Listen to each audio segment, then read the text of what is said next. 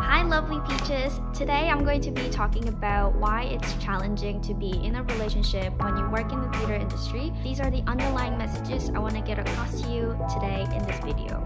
Don't ever settle down for someone who's not right for you just because you think you need to settle down. I know it's taking way too long to find your perfect soulmate, but trust me, they do exist. Don't give up just yet. And no matter how hard the challenges are, with the right person, it always works out. That was it. Okay. Since the late 20s, as I was starting my theater career, it was pretty much impossible for me to be with someone longer than 3 months. My ambitious career goal was a big roadblock, but the nature of the theater industry itself also creates some roadblocks. The work schedule is irregular.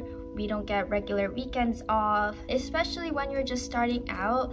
It's beyond impossible to cover your living expenses with a small honorarium. So what do? You have to get a second job to support your life and your theater career. This means you're working minimum 60-hour week, on average 80 to 100 hours a week. Our hours are like doctors, but we make nowhere close to what they would make. But we still do it because we're passionate about theater. Therefore, we follow the opportunities regardless of where it is. Working from contract to contract, it's hard to predict your life long term, and there's no way to avoid some time apart from your romantic partner. Who's a big fan of a long distance relationship? So my past partners have said that my life is very unstable and unsustainable. They wanted stability and certainty in their life, but that's not what I can provide when I don't know where I'm going to be or what my working hours are going to be like in the next few months. When it comes to being in a relationship, it often came down to an ultimatum. Either A, I stay single and be married to my work, or B, I say goodbye to my ambitious career goals. They try to understand my ambitions and the nature of my work, but at the end, it's a lot to take on when they're seeking stability. Early last year, I came out of a relationship emotionally exhausted. I had an offer from a theater company that I've always wanted to work with, but I had to be away for 6 weeks. I would have taken it in a heartbeat if I was single, but my partner at the time convinced me not to, and I tried doing something I've never done before. I rejected the offer. I grew a strong resentment for him. I couldn't get over it, and I realized that I cannot stop pursuing my career until I can call myself an established designer. I literally gave up on love, thinking it would be so much easier for me just to take care of myself, focus on my life goals and my own happiness. I was so ready to just take care of myself, only myself, and then I met my current partner, Fred. He is literally the most compatible person I've ever been with. And then I came back to the very same crossroads. We were put to the test. I got a job offer on the other side of the country. Based on the last relationship, I couldn't say no to this job.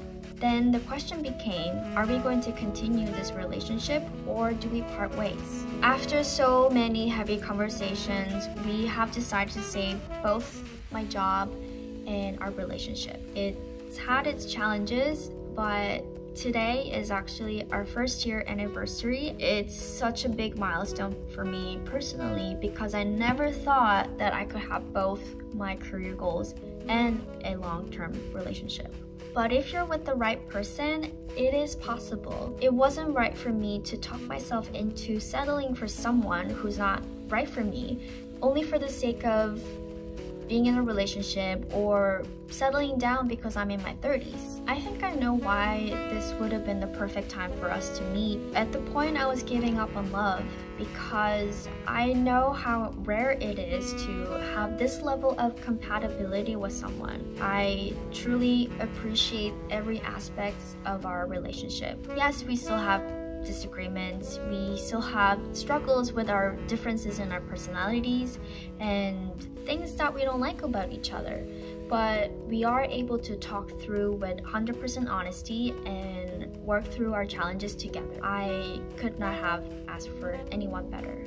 Until I met him, I thought this perfect partner, this soulmate, is just a fairy tale that only exists in movies.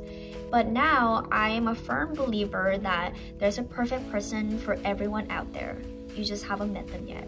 We all deserve to be with someone who lights up our entire world. Please don't sell yourself short.